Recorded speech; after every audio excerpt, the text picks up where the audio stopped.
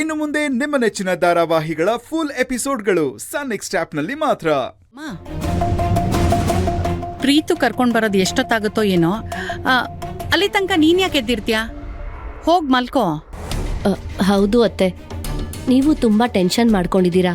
ಹೋಗ್ ಮಲ್ಕೊಳ್ಳಿ, ಸ್ವಲ್ಪ ರಿಲ್ಯಾಕ್ಸ್ ಆಗತ್ತೆ. ನನಗೇನ್ ಮಾಡ್ಬೇಕು ಅಂತ ಗೊತ್ತಿದೆ, ನೀವೆಲ್ರೂ ಸುಮ್ನೆ ಇರಿ.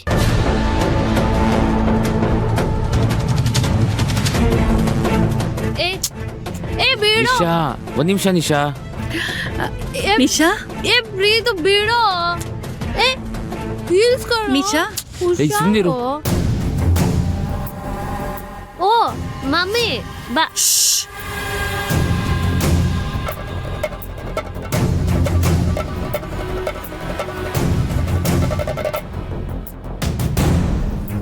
ಬಾಮ್ಮ ಒಳಗ್ ಹೋಗೋಣ ಬಾ. ನಿಂತ್ಕೋ.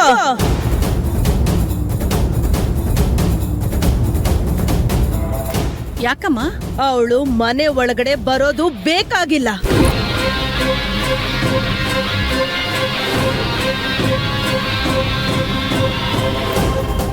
ಏನ್ ಹೇಳ್ತಾ ಇದ್ಯಮ್ಮ ನೀನು?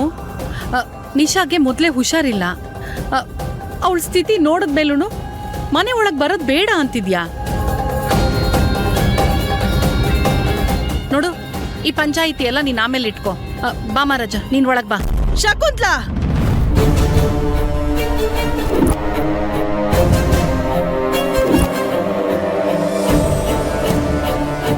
ನಿನ್ನ ಮಗಳಿಗೆ ಹುಷಾರಿಲ್ದೆ ಈ ರೀತಿ ತೂರಾಡ್ತಾ ಇಲ್ಲ.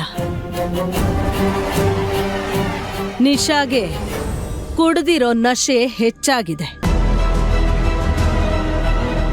ಆ ನಶೆ ಇಳಿದ್ಮೇಲೆ ಒಳಗಡೆ ಬರ್ಲಿ. ಅಲ್ಲಿ ತನಕ ನನ್ನ ಮನೆ ಒಳಗಡೆ ಇವಳು ಕಾಲಿಡೋ ಅವಶ್ಯಕತೆ ಇಲ್ಲ.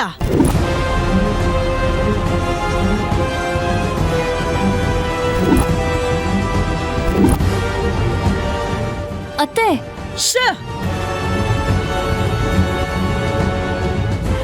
ನನ್ ಮನೆ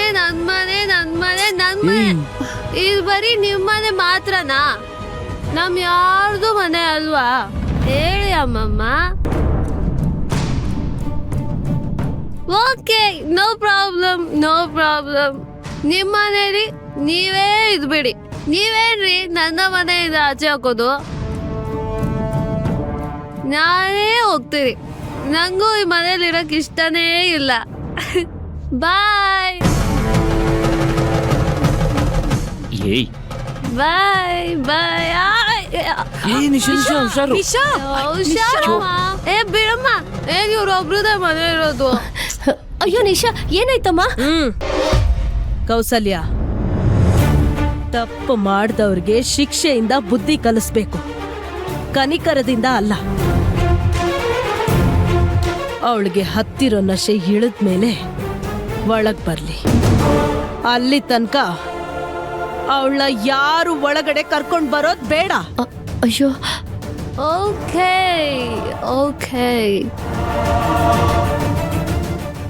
ಯಾಕಮ್ಮ ಅಳ್ತೀಯಾ?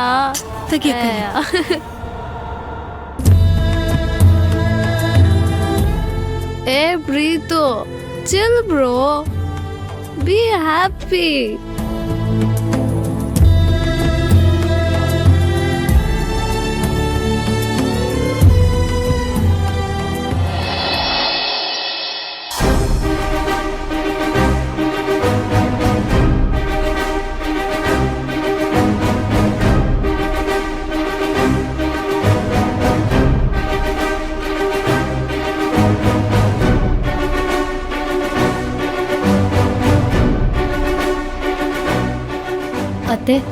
ಅತ್ತೆ ಪ್ಲೀಸ್ ಅತ್ತೆ, ನಿಶಾನ ಮನೆ ಒಳಗ್ ಬರಕ್ ಹೇಳಿ ಅತ್ತೆ.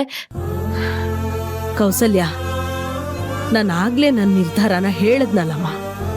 ಪದೇ ಪದೇ ಅದನ್ನೇ ಕೇಳಬಾರ್ದು. ನನ್ ಮಾತನ್ ಮೀರ್ತೀಯ ಅನ್ನೋದಾದ್ರೆ ನೀನ್ ಒಳಗಡೆ ಕರ್ಕೊಂಡ್ ಬರ್ಬೋದು. ಅತ್ತೆ, ನಿಶಾ ಇನ್ನೂ ಚಿಕ್ಕ ಹುಡುಗಿ, ತಿಳುವಳಿಕೆ ಕಮ್ಮಿ. ಏನೋ ಪಾಪ ತಪ್ಪು ಮಾಡ್ಬಿಟ್ಟಿದ್ದಾಳೆ. ಅಲ್ಲ, ಅವಳು ಕುಡ್ದಿದ್ದಾಳೆ ಅಂದ ಮಾತ್ರಕ್ಕೆ ಸಂಸ್ಕಾರನೇ ಇಲ್ಲ ಅಂತ ಅಲ್ವಲ್ಲ? ಟೀನೇಜು, ಕೆಲವು ಫ್ರೆಂಡ್ಸ್ಗಳ ಸಹವಾಸದಿಂದ ಹೀಗ್ ಮಾಡಿರಬಹುದು. ತಿದ್ದು ಬುದ್ಧಿ ಹೇಳೋಣ, ಅರ್ಥ ಮಾಡ್ಕೋತಾಳೆ. ತಿದ್ಕೋತಾಳೆ. ಆದ್ರೆ ಈಗ ಅವಳಿಗೆ ಒಳಗಡೆ ಬರೋದಕ್ ಬಿಡಿ. ಪ್ರಜ್ಞೆ ಇಲ್ದೇ ಇರೋ ಸ್ಥಿತಿಲಿ ನಮ್ಮನೆ ಮಗು ಆಚೆ ಬಿದ್ದಿರೋದನ್ನ ನೋಡಕ್ ಆಗ್ತಾ ಇಲ್ಲ ಅತ್ತೆ. ಅಲ್ಲಿ ಶಕುಂತಲ ಕಣ್ಣೀರ್ ಹಾಕ್ತಾ ಇದ್ದಾರೆ. ದಿನಕರ್ ಶಕುಂತಲ ಈಗಾಗ್ಲೇ ನಿಶಾ ವಿಚಾರದಲ್ಲಿ ತುಂಬಾ ನೊಂದಿದ್ದಾರೆ. ನೀವು ಅವ್ರಿಗೆ ನೋವು ಕೊಡ್ತೀರಾ ಹೇಳಿ? ಏನೋ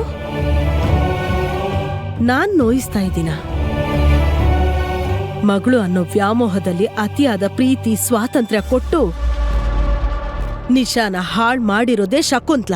ಅನುಭವಿಸ್ಲಿ ಬಿಡು. ತನ್ ತಪ್ಪು ಏನು ಅಂತ ಈಗ್ಲಾದ್ರೂ ಅರಿವಾಗ್ಲಿ. ಈ ವಯಸ್ಸಲ್ಲಿ ಮಾಡ್ಬಾರದ್ ಮಾಡಿದ್ರೆ ಏನಾಗತ್ತೆ ಅಂತ ನಿಶಾಗೂ ಗೊತ್ತಾಗ್ಲಿ. ಎಲ್ಲಾ ವಿಷಯದಲ್ಲೂ ತಪ್ಪಗೆ ಶಿಕ್ಷೆ ಕೊಟ್ಟೆ ಅರ್ಥ ಮಾಡ್ಸಕ್ ಆಗಲ್ಲ ಅಲ್ವಾ ಅತ್ತೆ? ಅದ್ರಲ್ಲೂ ಇದು ತುಂಬಾ ಸೂಕ್ಷ್ಮವಾದ ವಿಚಾರ. ರಾಟೆಗೆ ಹಗ್ಗ ಸುತ್ತೋದು ತುಂಬಾ ಸುಲಭ ಅತ್ತೆ, ಆದ್ರೆ ಸೂಜಿಗೆ ದಾರ ಪೋಣಿಸೋದು ತುಂಬಾ ಕಷ್ಟ ಅಲ್ವಾ? ಇದನ್ನ ಸೂಕ್ಷ್ಮವಾಗಿ ನಿಭಾಯಿಸ್ಬೇಕು ಅತ್ತೆ. ಮೊಂಡಾಗಿರೋ ಸೂಜಿಗೆ ದಾರ ಪೋಣಿಸಿ ಏನ್ ಪ್ರಯೋಜನ ಕೌಸಲ್ಯ? ನಿಶಾ ಮೊಂಡತನಕ್ಕೆ ಹೀಗೆ ಬುದ್ಧಿ ಕಲಿಸ್ಬೇಕು.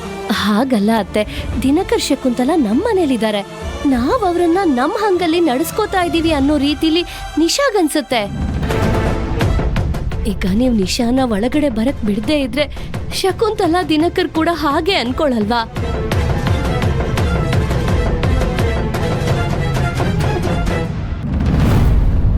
ಕೌಸಲ್ಯ, ಯಾರನ್ನು ನೋವು ಮಾಡ್ಬೇಕು ಅನ್ನೋ ಉದ್ದೇಶ ನನಗಿಲ್ಲ ಅಮ್ಮ.